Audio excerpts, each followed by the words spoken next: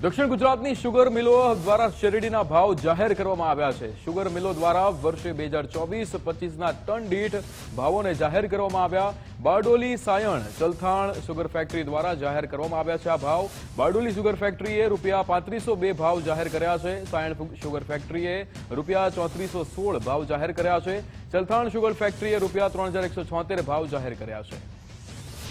2020-21માં જે ભાવ પડેલા અને 2024-25માં જે ભાવ પડે છે એમાં સૌથી વધારો ₹1174 જેટલો વધારો કામરેજ સુગર સૌથી વધારે આપી શકી છે। એ બદલ પણ હું તમામનો આભાર માનું છું અને સભાસદોએ અમારામાં જે વિશ્વાસ મૂકેલો એ વિશ્વાસને સાર્થક કરવા માટે અમે જે પ્રયત્ન કર્યા છે એનાથી સભાસદોને પણ સંતોષ થશે।